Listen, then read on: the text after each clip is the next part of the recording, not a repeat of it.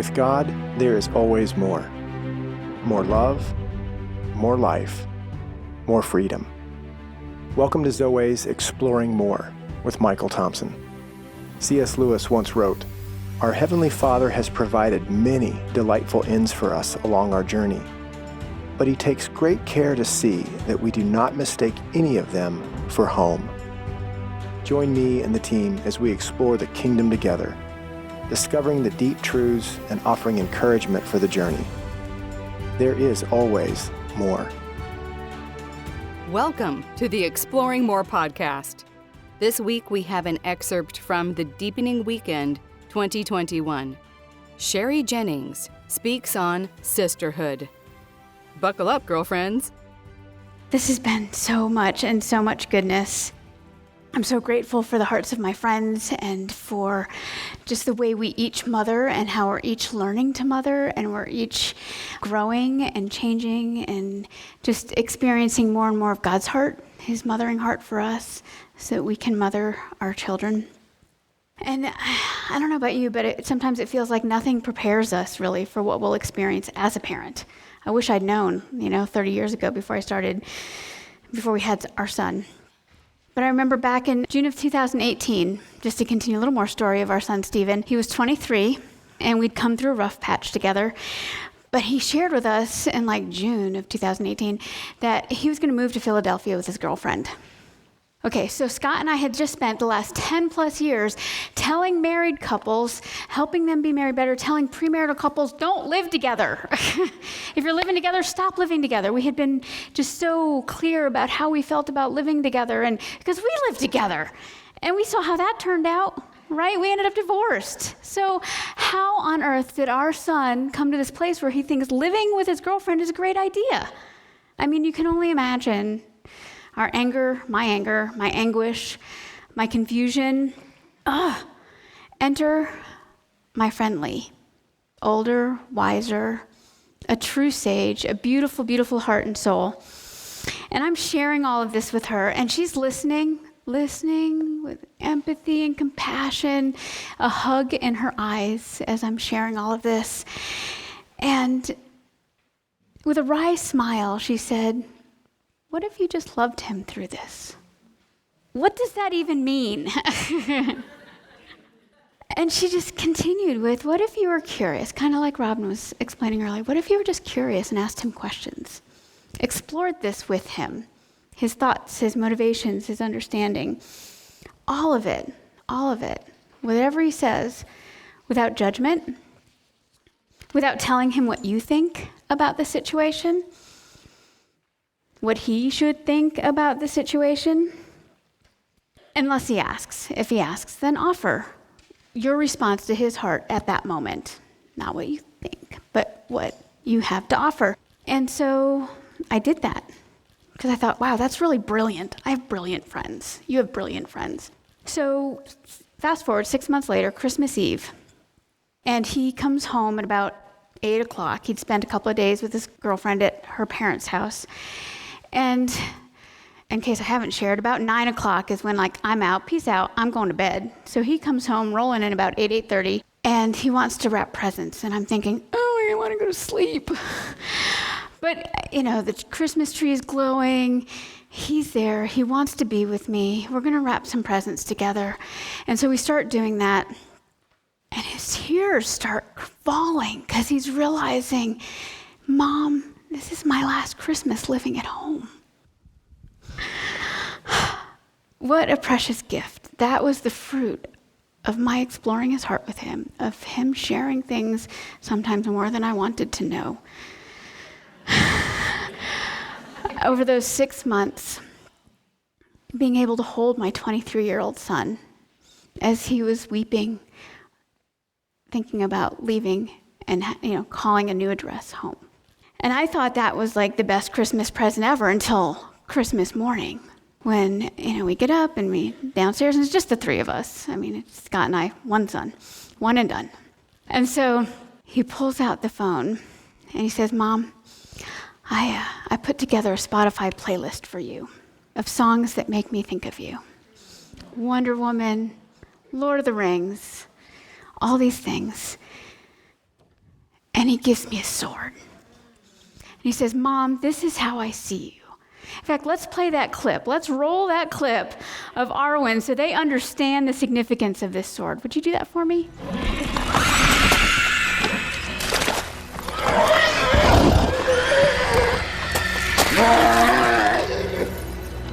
Give up the halfling shield. If you want him, come and claim him.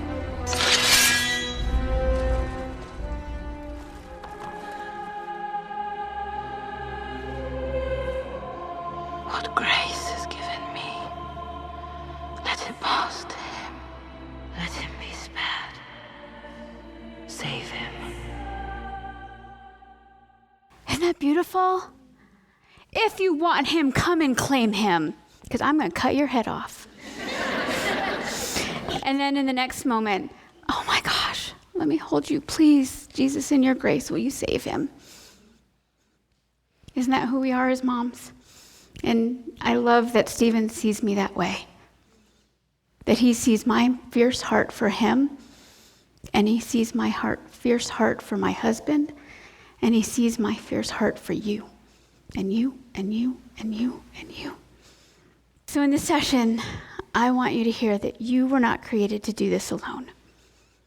That you were created to do this in relationship, intimacy, that knowing and being known with Jesus and with friends.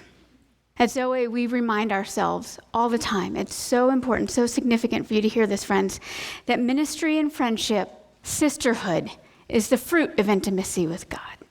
It's the fruit. It's not the goal. It's not what we're setting out to do. It's the fruit of that yada with God, with Jesus, and then with each other. And that's why we invited you to Time Alone with God this weekend and not Time Alone in small groups. Because we want you to take the questions to God and have that intimacy with him. And I think about the first time, my first taste of sisterhood, going back to that time as I was learning how my marriage was imploding. And there were two women that God brought into my life who invited me to journey with Jesus. And I had no idea what I was in for. I just thought I was doing a book study. But as we journeyed, and as more and more of what was really going on in my heart and in my marriage, these women, they held me and they loved me and they cared for me in ways that I didn't know that I needed. We prayed fiercely for each other. We cried together. We laughed together. We stole Scott's truck together, but that's another story. And one of my friends was particularly fierce, and she asked the hard questions. The question I didn't want to hear, what if you do divorce him? And she awakened with Jesus, partnering with Jesus, my need, my desire for the hearts of others.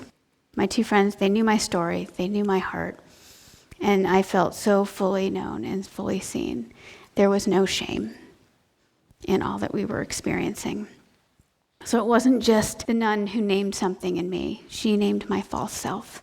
These friends, this first taste of sisterhood, they helped me stand up. They reminded me who I was. They told me my true name, and they helped me break out of the way that I was living. They helped me see that I'd been fighting with one hand, with one arm tied behind my back, and I tasted some freedom then. So I'd like to introduce you to my friend Carol Danvers, because we've not had enough superhero movies.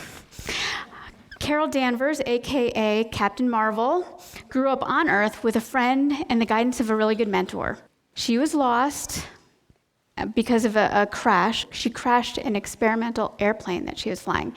And so she became lost on another planet, and she believed the stories that she was told there because she had forgotten who she was. And she lived far from who she was created to be. Does that sound familiar? Did we hear that at all this weekend? The movies are stealing our stuff.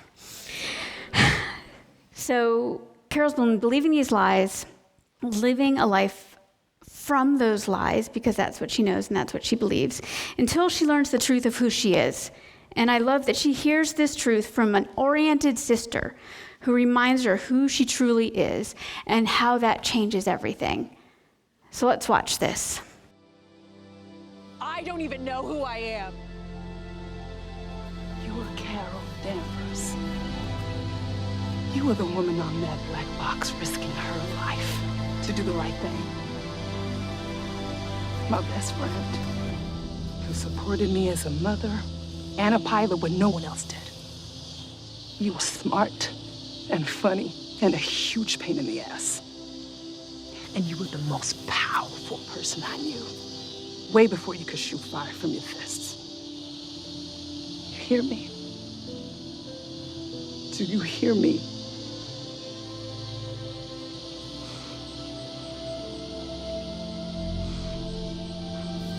Come here. Come here, girl.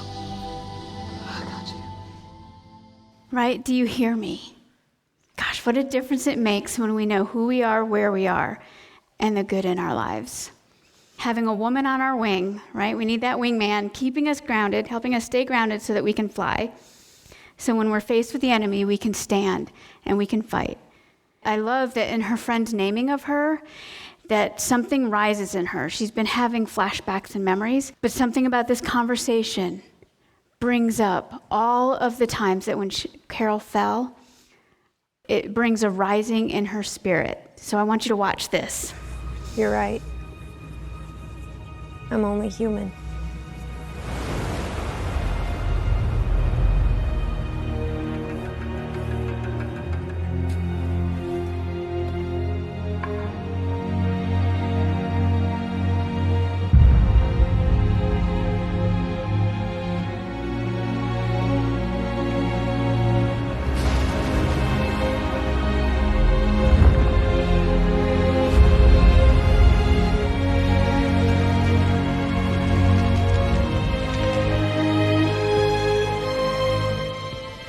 On Hala, you were reborn.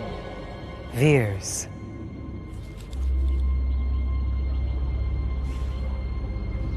My name is Carol.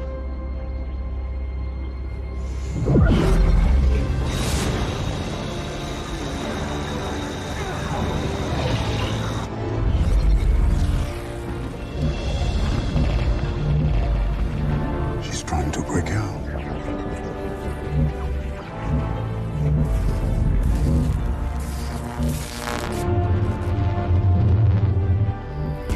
I've been fighting with one arm tied behind my back. But what happens when I'm finally set free?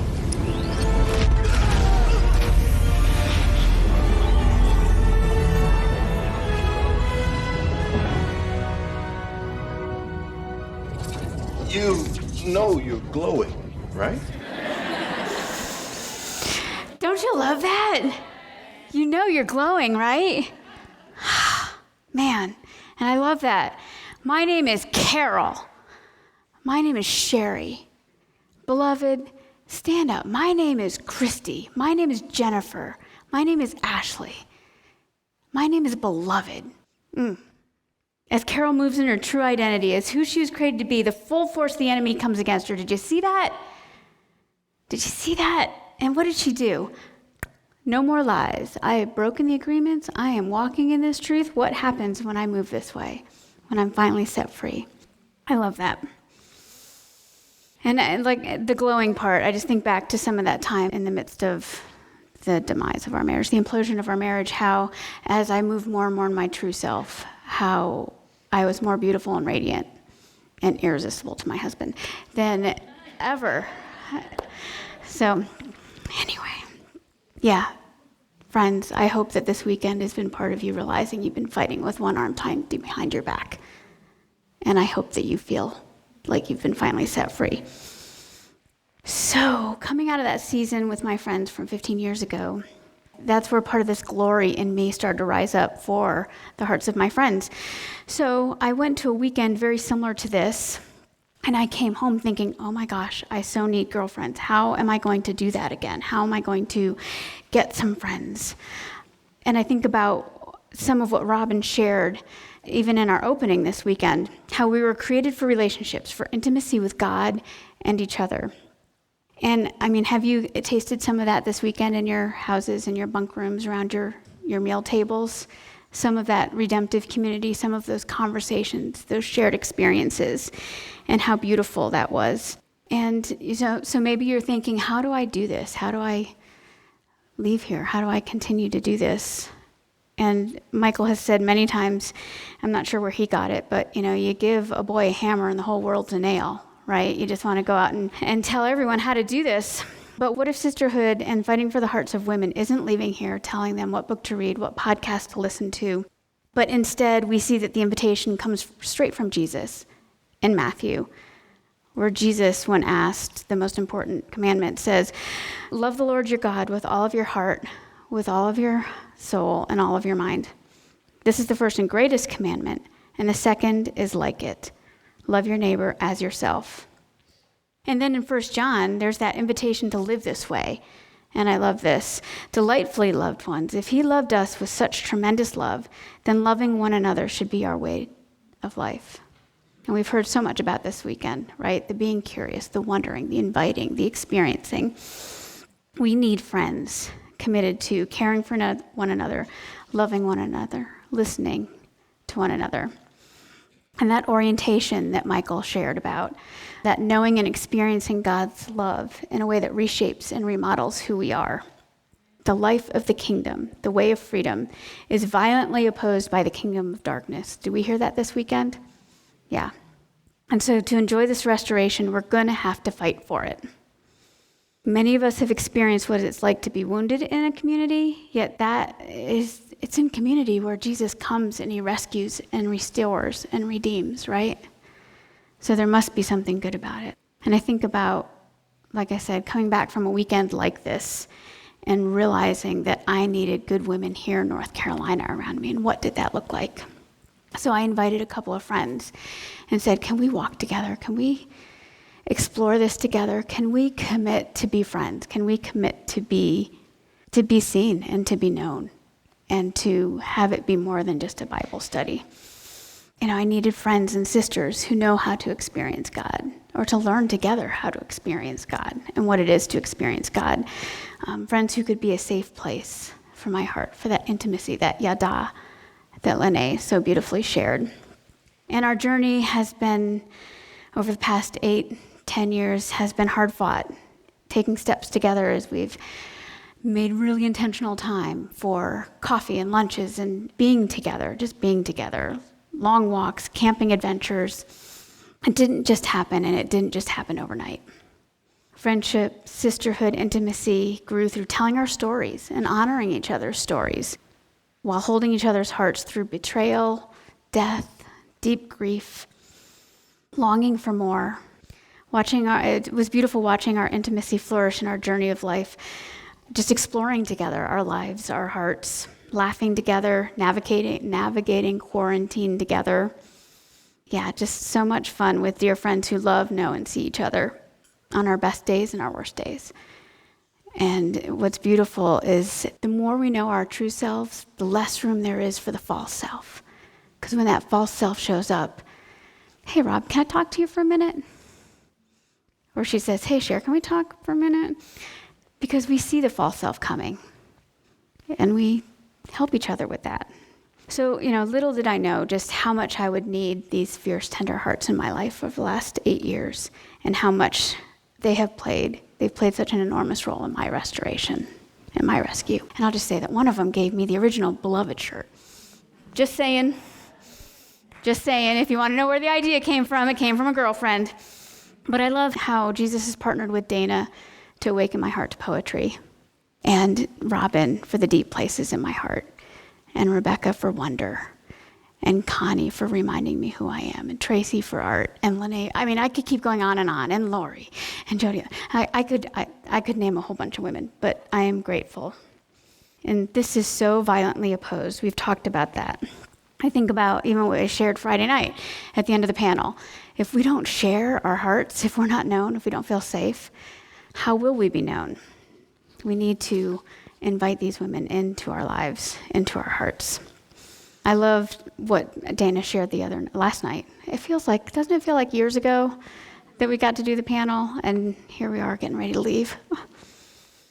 And I loved what one of you said to me this morning, that, I'm ready to go home, but I'm not ready to leave. That, for me, summed it all up. Yeah. So, my friends? Will you fight for sisterhood?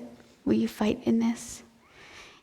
As Michael mentioned, in your book, we have the tenets of redemptive community, which isn't like rules or guidelines, and if you skip this, but they're the ingredients, right? You're baking a cake, you forget eggs, it's going to have a weird texture.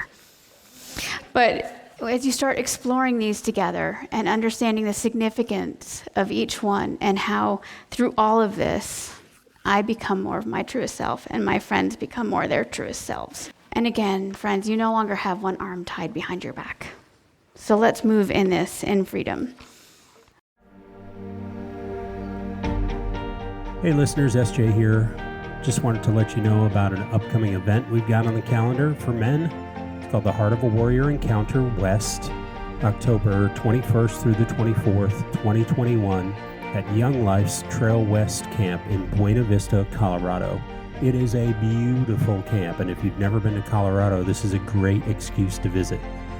That's October 21st through 24th, 2021. And if you want more information, visit zoe.org/events. I hope to see you there. Thanks, SJ. Have you been loving these excerpts from the Deepening Weekend? I'll bet you want to hear more. And there is more at the website, zoeoutpost.com. Search for the Deepening Weekend 2021. Are you loving this podcast? Take a few moments to rate and review on your podcast platform. We invite you to share all this goodness with your friends and family. Got some questions? How about answers? Stories? Reach out to the team by email, exploringmore@zoe.org. Thanks for listening. We hope you have enjoyed this episode of Exploring More. The landing page for this podcast is zoe.org/podcast. That's ZOWEH.org/podcast, where you can find the show notes and various platforms to which we broadcast. You can also find us and the Life of More by visiting Zoe on YouVersion Bible app, Right Now Media, our Facebook page, and Zoe on Instagram and Twitter. Remember, with God there is always more, and you were made for more.